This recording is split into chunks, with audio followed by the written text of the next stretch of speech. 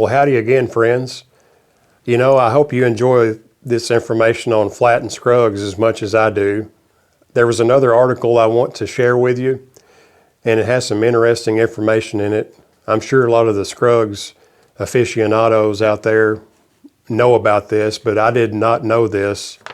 We'll get to that in the article here, but it has to do with his tuners that he developed for his banjo. But this particular article was from the Post Bulletin. It came out August the 3rd, 1968. And the title is Flatt and Scruggs, Opry Team Downright Unforgettable.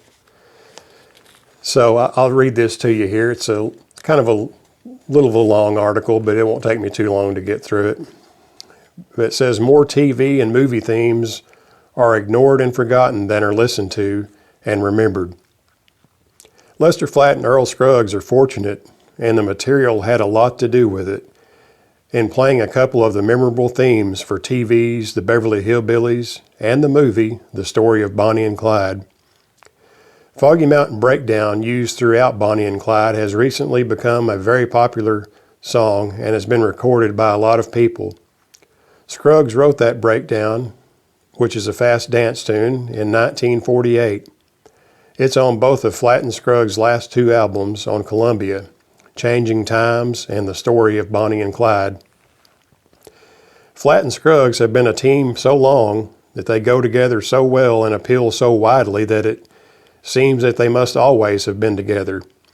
Naturally, they haven't. In 1945, Flatt was playing guitar in Nashville. I was working with some guy on the Grand Ole Opry who played banjo drop thumb style. I think he's talking about string bean there. My dad used to pick it that way all the time, which is why I quit fooling with the banjo. I couldn't get my thumb right. Well, that guy would hold our band back on anything we tried to do, and he finally left. One day somebody said, "We've got a fellow here who wants to audition with the banjo." I said, "As far as I'm concerned, he can just leave it in the case. We were doing so much better without a banjo." But Scruggs took his banjo out of the case. Flatt says, "First thing you know, everybody in the Opry was standing around looking at, and me with them. I'd been all over and I'd never heard anything like that style of banjo picking before. Now you hear it everywhere you go." Scruggs was playing three-finger style, now much imitated and called Scruggs style. He says there was a small area in North Carolina where there were quite a few three-finger players with a thumb and two fingers instead of the usual thumb and one finger. At first I was a little dissatisfied with it, but later it turned out to be more versatile than I had anticipated. Three-finger picking isn't the only Scruggs innovation on the banjo. Bob Johnston, who produces Flatt and Scruggs records for Columbia, says, "I came out of the booth one day and he was playing, and all of a sudden he reached up and turned this thing and went right on playing in a different key. You know, a guitar or banjo picker spends half of his time tuning." Miss Scruggs, booking manager for Flatt and Scruggs, says, "Oh, that's the tuning device he invented in 1951. I thought he'd lost his mind. He asked for a brace and a bit, and he took apart my floor waxer for a piece of metal." So that's the part I figure some of the Scruggs aficionados know about, but that was new to me there. Scruggs said, "I went right through the pearl inlay and put on a tuner. We were doing a tune where I was pressing down on the head and bending the neck of the banjo, and I was afraid I was going to warp it. That was one of the things that gave me the idea of lowering the strings while picking. The tuner's been redone since, but it was pretty accurate the first time." His wife comments, "They don't use floor waxers in the new models." Scruggs lives in Madison, a suburb of Nashville. His wife says, "One day a friend, a Nashville psychiatrist who picks a little banjo, brought 6 psychiatrist friends in and asked Earl to play Earl's breakdown. They didn't know if it was a joke or if he was an incurable patient." Flatt lives in the city of Sparta, Tennessee. He plays a Martin Model D28 guitar.